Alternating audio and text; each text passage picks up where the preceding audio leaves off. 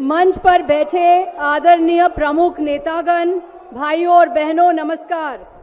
जैसे मेरे वरिष्ठ नेता डेरेक ओब्रायन ने बताया, तृणमूल कांग्रेस और ममता बनर्जी की तरफ से मैं कहना चाहती हूं कि ऑल इंडिया तृणमूल कांग्रेस का पूरा समर्थन, ममता बनर्जी का पूरा समर्थन अरविंद केजरीवाल जी के साथ है, आम आदमी पार्टी के साथ है।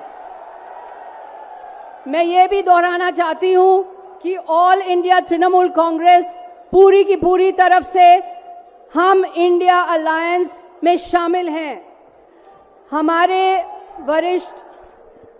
हमारे अध्यक्ष ममता बनर्जी आज सभा में नहीं आ पाई क्योंकि उन्होंने आज से ही चुनाव प्रचार शुरू किए हैं, पर मैं उनकी तरफ से ये कहना चाहती हूं कि ऑल इंडिया तृणमूल कांग्रेस पूरी की पूरी तरह से इंडिया अलायंस में शामिल है।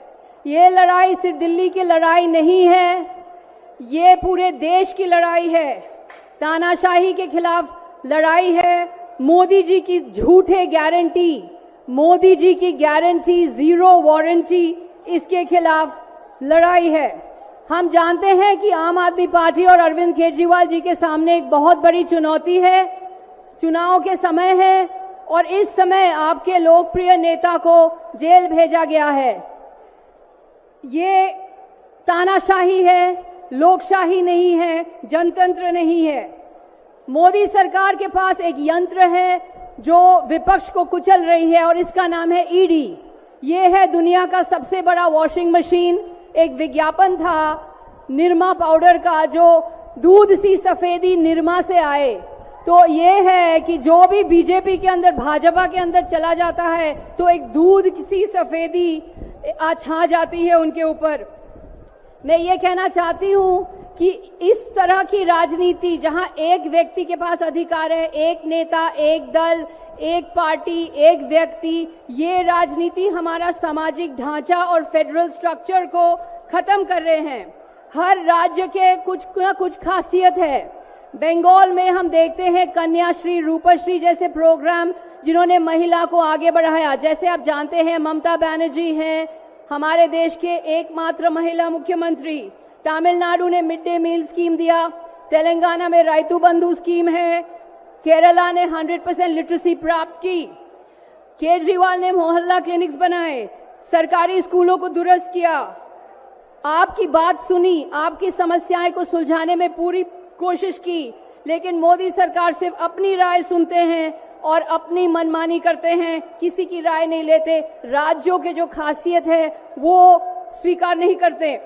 बंगाल के गरीब कल्याण पैसे नहीं मिले। 4 लाख करोड़ केंद्र सरकार ने बंगाल से लिया है, पर 1 लाख करोड़ बंगाल को मिलना है। केंद्र सरकार की तरफ से बंगाल को नरेगा के पैसे नहीं दिए गए।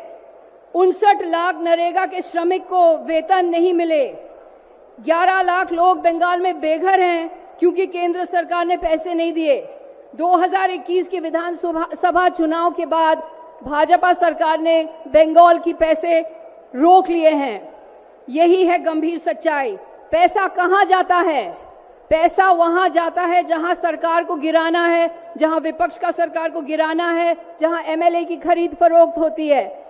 बाढ़ पीड़ितों के पास पैसे नहीं जाएंगे, गरीब कल्याण के लिए पैसे नहीं जाएंगे, सिर्फ एमएलए की खरीद फरोख्त के लिए पैसे जाएंगे। ये एक नेता, एक व्यक्ति, एक पार्टी, एक दल की राजनीति से हमारा देश का विनाश हो रहा है।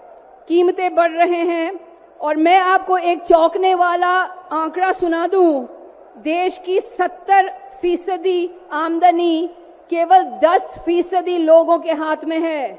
50% लोगों के पास सिर्फ 3% आमदनी है। ये है एक भयंकर असमानता। तो सारे कीमतें बढ़ रहे हैं।